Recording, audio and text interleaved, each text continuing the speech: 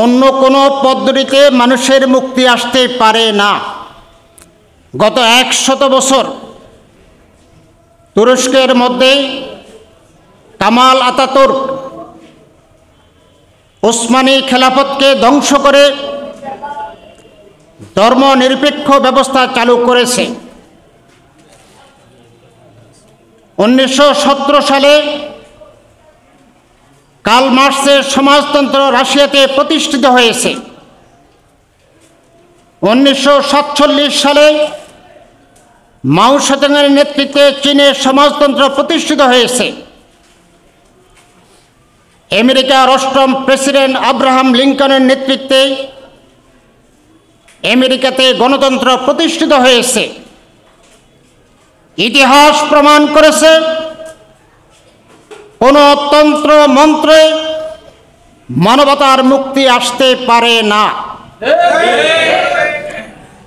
আমরা বিশ্বাস করি দুনিয়ার মুক্তি আমাদের চূড়ান্ত মুক্তি নয়, আমাদের চূড়ান্ত মুক্তি হলো পরকাল। দুনিয়াতে আমাদের যদি খাবার থাকে আমরা খেয়ে বলবো আলহামদুলিল্লাহ, আর যদি নাকি আমাদের খাবার না থাকে তাহলে আমরা সবর এখতিয়ার করবো ইন্না লিল্লাহ বলে। কিন্তু আল্লাহর পথ থেকে আল্লাহর রজ্জুকে বাদ দিয়ে দুনিয়ার শান্তির জন্য, দুনিয়ার আরামায়েশের জন্য আমরা অন্য কোনো তন্ত্র মন্ত্র গ্রহণ করতে পারি না, আমরা পারবো না। প্রিয় ভাইয়েরা, আল্লাহর বিধানকে মানতে হলে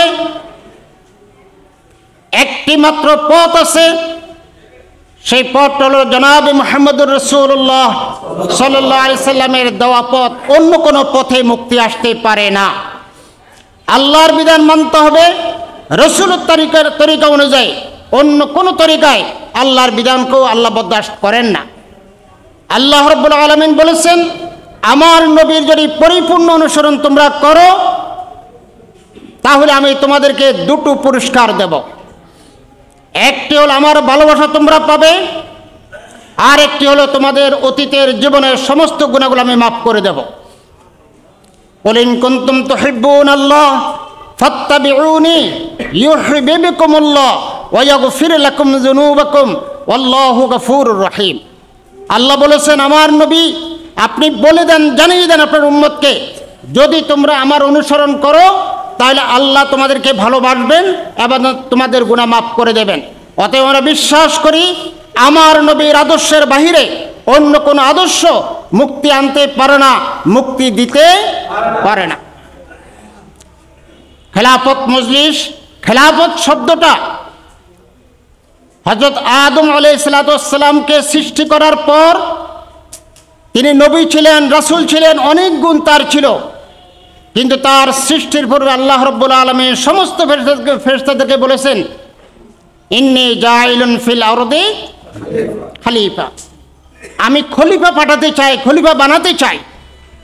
তার মানে নবী রাসূল চাইতেও খলিফার গুরুত্ব অনেক বেশি।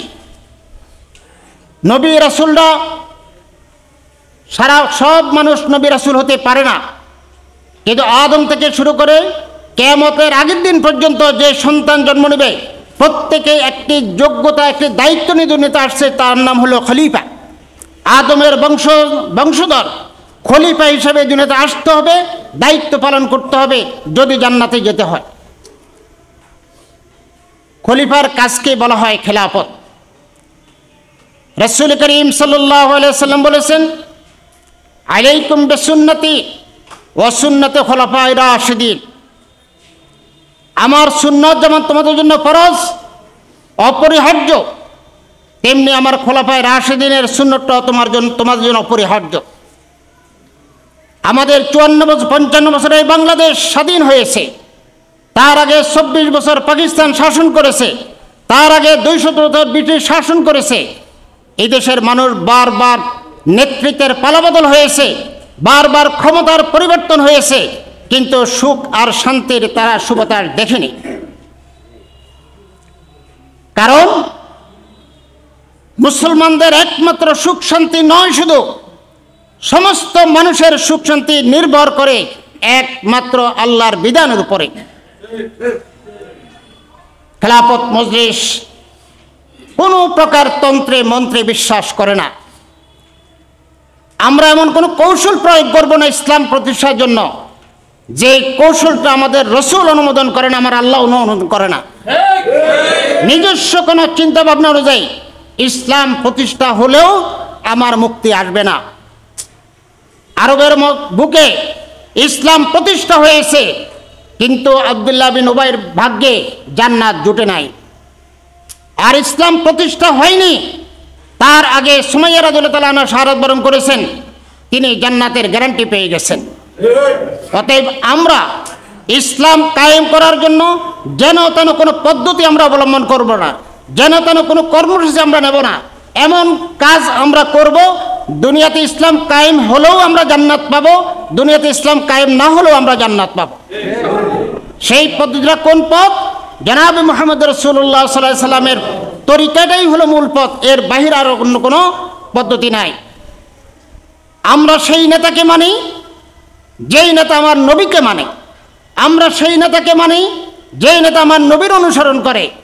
যদি আমার নবীর অনুসরণ না করে, খোলাফায়ে রাশিদুন অনুসরণ না করে, সাহাবায়ে কেরামের অনুসরণ না করে, তাহলে তার পরিচয় যাই কিছু হোক, তিনি বড় বুজুর্গ হন, বড় পীর সাহেব হন, এমনকি আমার উস্তাদ বা বাবা হন, আমি তাকে মানি না।